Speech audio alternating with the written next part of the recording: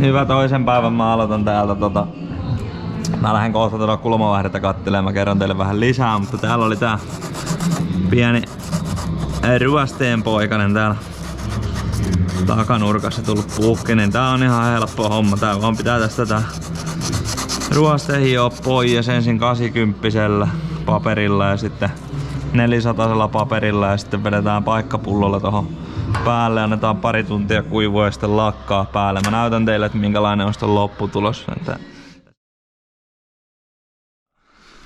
Täällä on siis tää poori. Tästä päästä se on ehjä, mutta se on sileä tuolta kulmavaihteesta tuolta syvemmältä. Ja se tarkoittaa siis sitä, että toi akseli on entinen tässä. Mutta kerron nyt mun ajatuksen juoksuni, koska nämä poorithan menee täältä sen takia rikki, kun tänne pääsee ruostetta. Ja sen takia ne Volvolla myy tätä todella kallista vaseliinia.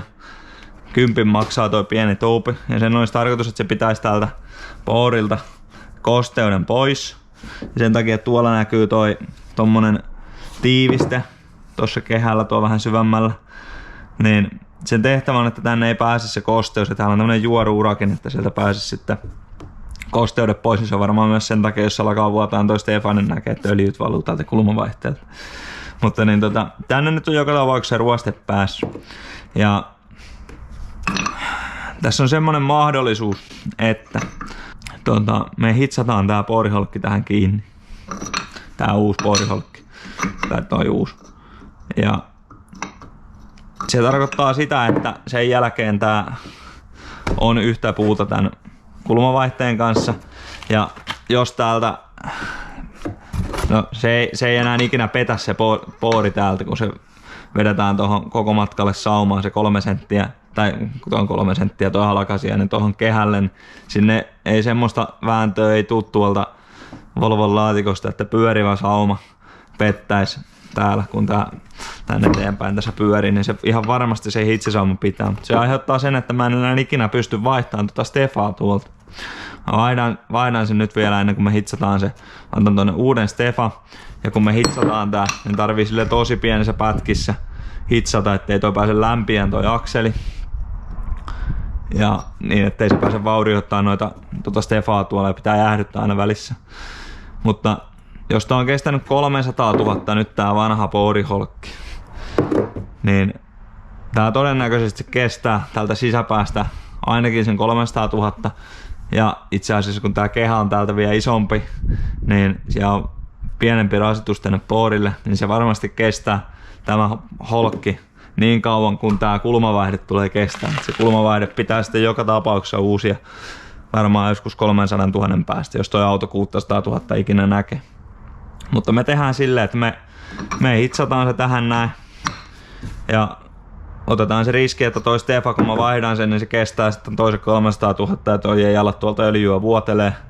Jos alkaa, niin sitten se kulmavaihde pitää kokonaan vaihtaa, jos ei sitä nyt saa sitten jotenkin porailtua niitä hitsisaumoja tai hiottua niitä hitsisaumoja auki, että tämän saisi tästä vielä poijesta holkin, mutta tällä yritetään tälleen varjella sitä Stefaa siellä. Yritetään pitää toi holkki suht viileänä. Täällä tuli tämmönen kiuas tänne sisälle. Yskäs toi tikki vähän takaisinpäin vissiin, mutta toi vesi nousi tuolta uraa pitkin tonne keskelle hitsisauma. Muuten ihan soivan näköistä. Tämmönen tuli ja kohta sen näkee, että kuinka se toimii, mutta teoriassa ainakin hyvin. Joo. Uusi Stefa laitettu myös tuohon pooriholkin sisäpintaan. Sitten seuraavaksi mä laitan tän tonne paikalle.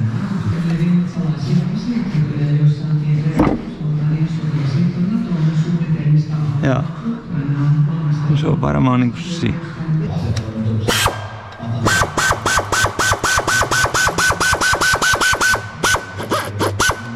Ei ne ainakaan päähän tipu.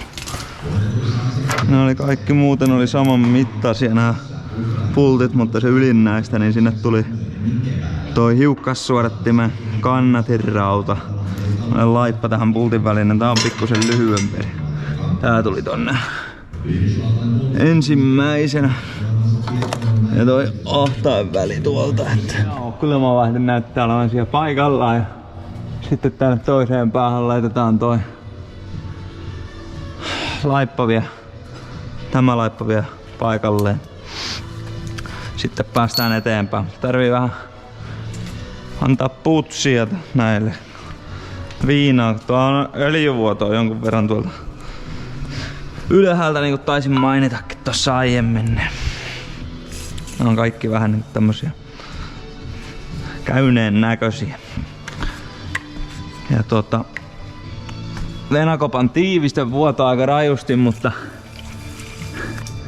siitä on laitettu nyt myyjälle rekkula, että jos niiden piikkiin sais laitettua, kun tää ei ollut öljyvuodosta puhetta. Ei siinä vaiheessa, jos ei saa menee, niin sitten mä teen sen ite, ei siinä mitään, mutta aina kannattaa koittaa. Ja se vaan, että miksi se on vuotanut niin paljon, niin se tässä mietityttää, että onko siellä sitten hiukka suodatin tukossa tai joku juttu, että tulee niinku kovaa painetta sitten sinne öljykierron puolelle. Mutta tutkitaanpa asiaa. Hyvä. Sitten vinkki numero 832 tai jotain. Niin nyt kun se alapallo on siis kartio, mä löin silloin siihen olkavarteen, että se pomppaa pois sieltä, niin nyt kun me laitetaan sitä takaisin, niin meidän pitää saada puristuksiin sitä olkavartta vasten se kartio.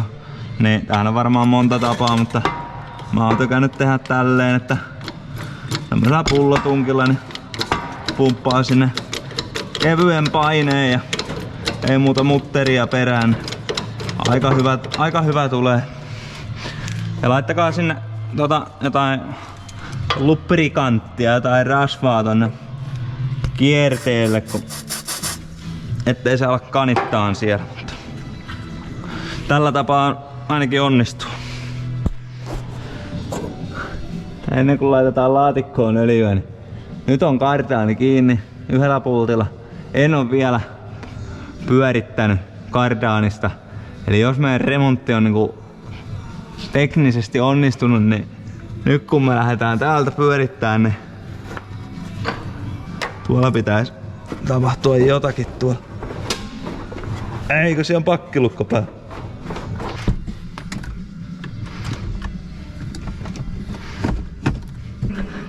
Ai että kun jännittää, mutta kyllä se nyt vähän vaikutti hyvältä.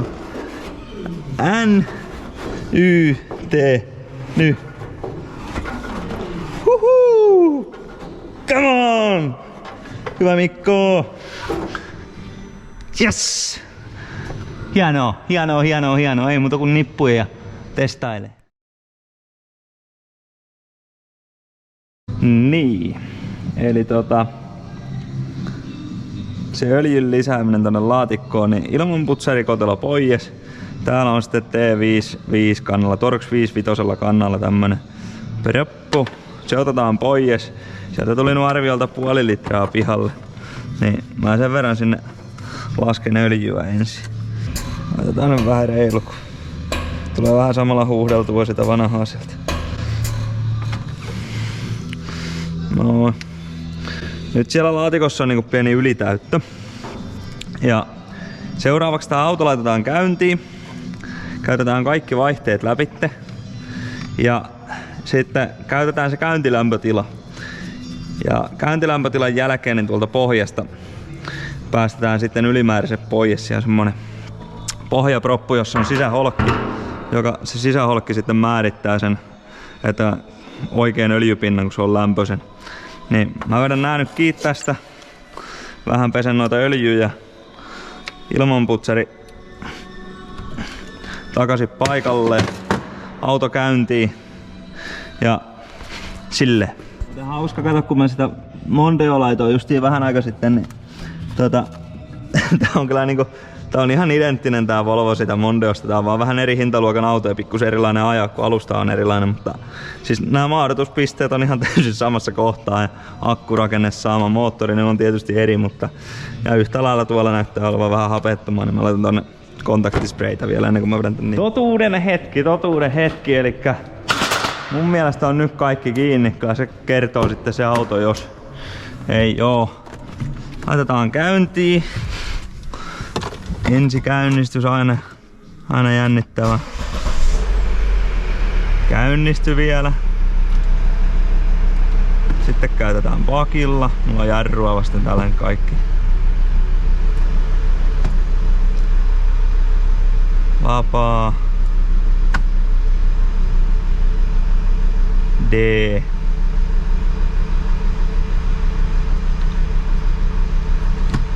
Sitten jätetään tohon vapaalle se lämpiään se vehi.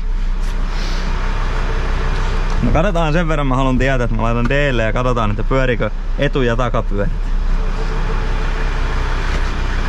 Volaa! Takapyörä pyörii, neliveto toimii. Oho. Hienoa. Hommat rokkaa. Samalla kun toi tossa lämpenee toi vehejen, niin pitäis vaihtaa tää parkkitutkan anturi tänne, mutta onhan tää ihan oikeenlainen. Kahtotaan. Näyttää äkkiseltään vähän erilaiselta. No eihän nää ihan samanlaisia oo, mutta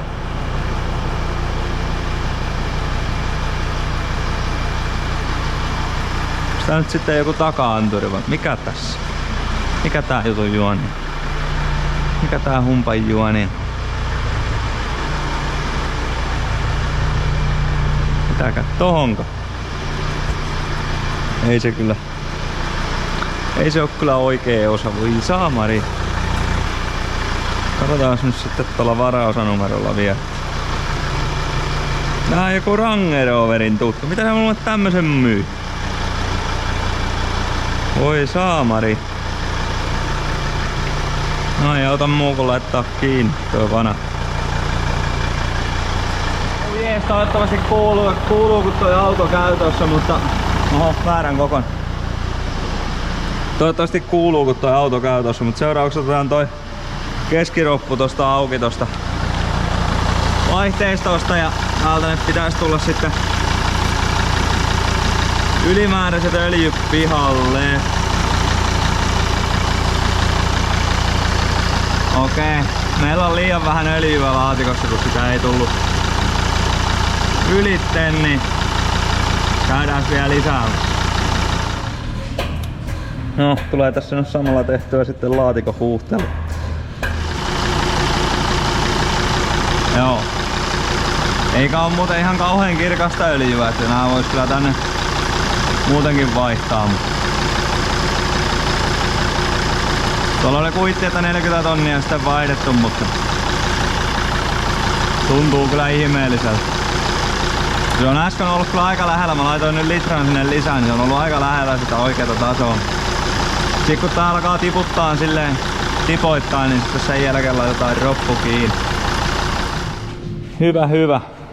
Se ei vuotanut öljyä tuolta alhaalta se kulmavaihde, eli siellä öljy pysyy oikeassa lovissa ja muutenkin tuntuu toimiva ihan ok. Mä käyn vielä koeajon heittää, mutta se on ok. Mulla on nyt 10 tuntia mennyt tähän työtä yhteensä, kun laskee kaikki varaosahaut ja muut. Toi ite bodyholkin vaihto, niin se on joku 5 tunnin homma, ehkä 6 tunnin homma nyt kun sen on tehnyt. Nyt mulla meni vähän kauemmin siihen. Mutta niin se auto on maksanut 4,5 tonnia, niin siihen osa 300 vähän öljyä päälle. Niin kyllä tästä nyt varmaan jotain voi jäädä käteen viivan allekin, mutta katsotaan nyt sitten, että mihinkä tän saa myytyä, mihin hintaan. Tämmönen jakso tällä kertaa tilaille. Mulla on iso visio, että siis tilaille kanava olin sanomassa. Iso visio on se, että seuraavaksi nyt mitä tästä saadaan rahaa, niin sillä ostetaan taas vähän hienompi projekti ja katsotaan mihin asti päästään. Vai ajetaanko Helkaman polkupyörällä 3 kuukauden päästä. Hyvää viikonloppua, moro!